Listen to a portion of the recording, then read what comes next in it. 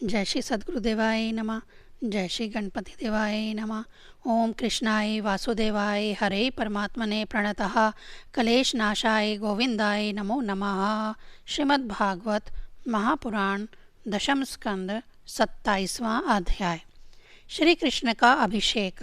श्री सुखदेव जी कहते हैं, परीक्षित, जब भगवान श्री कृष्ण ने गिरिराज गोवर्धन को धारण करके मूसलधार वर्षा से ब्रज को बचा लिया, तब उनके पास गोलोक से कामधेनु बधाई देने के लिए और स्वर्ग से देवराज इंद्र अपने अपराध को क्षमा कराने के लिए आए। भगवान का तिरस्कार करने के कारण इंद्र बहुत ही लज्जित थे, इसीलिए उन्होंने एकांत स्थान में भगवान के पास जाकर अपने सूर्य के समान तेजस्वी मुकुट से उनके चरणों का स्पर्श किया। परम तेजस्वी भगवान श्री कृष्ण का प्रभाव देख सुनकर इंद्र का यह घमंड जाता रहा कि मैं ही तीनों लोकों का स्वामी हूँ। अब उन्होंने हाथ जोड़कर उनकी स्तुति की। इंद्र ने कहा, भगवान, आपका स्वरूप परम शांत, ज्ञानमय, रजोगुण तथा तमोगुण से रहित एवं विशुद्ध अप्रकृत सत्वमय है। यह गुणों के प्रभाव रूप से प्रतीत होने वाला प्रपंच केवल मायामय है, क्योंकि आपका स्वरूप ना जानने के कारण ही आप में इसकी प्रतीति होती है। जब आपका संबंध अज्ञान और उसके कारण प्रतीत होने वाले देह आदि से है ही नहीं, फिर उन देह आदि की प्राप्ति के कारण तथा उन्हीं से होने वाले लोभ, क्रोध आदि दोष तो आप में हो ही कैसे सकते हैं। प्रभु, इन दोषों का होना तो अज्ञान का लक्षण है।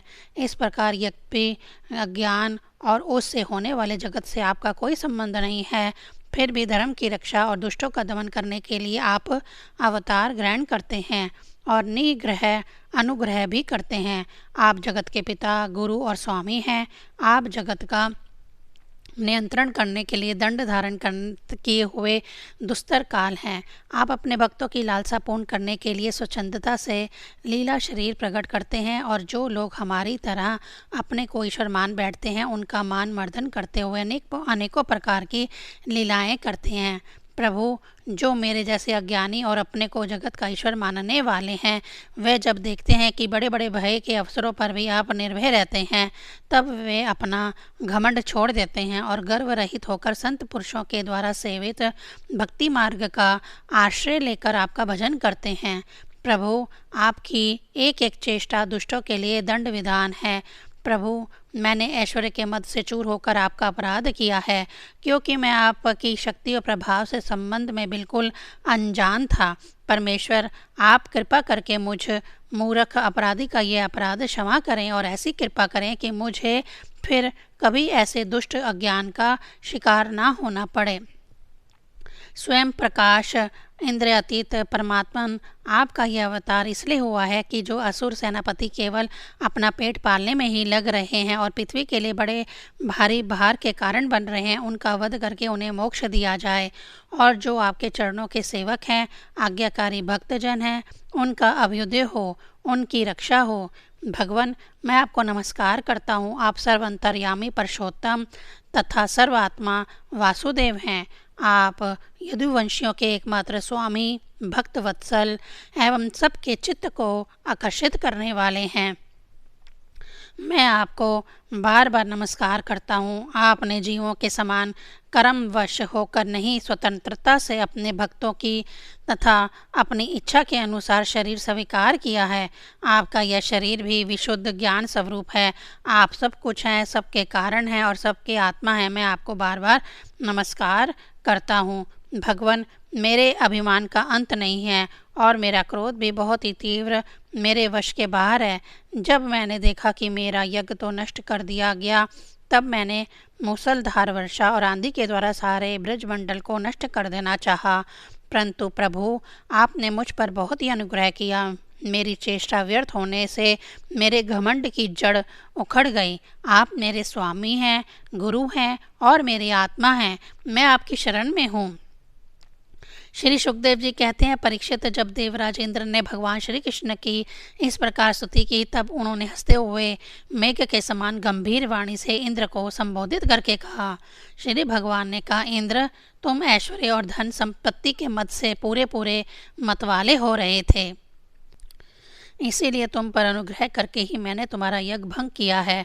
यह इसलिए कि अब तुम मुझे नित्य निरंतर सिमरण रख सको। जो ऐश्वर्य और धन संपत्ति के मद से अंधा हो जाता है वह यह नहीं देखता कि मैं काल रूप परमेश्वर हाथ में दंड लेकर उसके सिर पर सवार हूँ।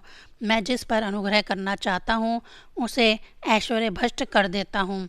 इंद्र, तुम्हारा मंगल हो। अब तुम अपनी राजधानी अमरावती में जाओ और मेरी आज्ञा का पालन करो। अब कभी घमंड ना करना। नित्य निरंतर मेरी सनिध्या साधिका मेरे संयोग का अनुभव करते रहना और अपने अधिकार के अनुसार उचित रीति से मर्यादा का पालन करना। परीक्षित भगवान की इस प्रकार आज्ञा दे रहे थे कि मनस्वी कामधेनु ने अपनी संतानों के साथ गोप वेशधारी परमेश्वर श्री कृष्ण की वंदना की और उनको संबोधित करके कहा। कामधेनु ने कहा, सच्चिदानंद स्वरूप श्री कृष्ण, आप महायोगी योगेश्वर हैं।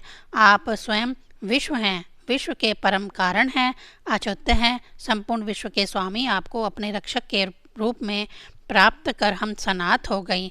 आप जगत के स्वामी हैं, परंतु हमारे तो परम पूजनीय आराध्य देव ही हैं। प्रभु, इंद्र त्रिलोकी के इंद्र हुआ करें, परंतु हमारे इंद्र तो आप ही हैं। अतः आप ही गो, ब्राह्मण, देवता और साधु जनों की रक्षा के लिए हमारे इंद्र बन जाइए। हम गौएं ब्रह्मा जी की प्रेरणा से आपको अपना इंद्र मानकर अभिषेक करेंगी। विश्वात्मम, आपने पृथ्वी का भार उतारने के लिए ही अवतार धारण किया है। श्री सुखदेव जी कहते हैं, परीक्षित, भगवान श्री कृष्ण से ऐसा कहकर कामधेनु ने अपने दूध से और देव माताओं की प्रेरणा से देवराज इंद्र ने ऐरावत की सूंड के द्वारा लाए हुए आकाश गंगा के जल से देव ऋषियों के साथ यदुनाथ श्री कृष्ण का अभिषेक किया और उन्हें गोविंद नाम से संबोधित किया। उस समय वहाँ नारद, तंबुरु आदि गंधर्व, विद्याधर, सिद्ध और चारण पहले से ही आ गए थे। वे समस्त संसार के पाप ताप को मिटा देने वाले भगवान के लोक मापहा यश का गान करने लगे और अप्सराएं आनंद से भरकर नृत्य करने लगी। मुख्य मुख्य देवता भगवान की स्तुति करके उन पर नंदन वन के दिव्य पुष्पों का वर्षा करने लगे। तीनों लोकों में परम आनंद की बाढ़ आ गई और गौओं के स्तनों से आप इतना दूध गिरा कि पृथ्वी गीली हो गई। नदियों में विविध रसों की बाढ़ आ गई। वृक्षों में मधुधारा बहने लगी। बिना जोते बोए पृथ्वी में अनेकों प्रकार की औषधियाँ, अन्न पैदा हो गए। पर्वतों में छिपे हुए मणि माणिक्य स्वयं ही बाहर निकल आए। परीक्षित, भगवान श्री कृष्ण का अभिषेक होने पर जो जीव स्वभाव से ही क्रूर हैं वे भी वैरहीन हो गए, उनमें भी परस्पर मित्रता हो गई। इंद्र ने इस प्रकार गो और गोकुल के स्वामी श्री गोविंद का अभिषेक किया और उनसे अनुमति प्राप्त होने पर देवता गंधर्व आदि के साथ स्वर्ग की यात्रा की। 27वां अध्याय संपूर्ण। ओम नमो भगवते वासुदेवाय नमः।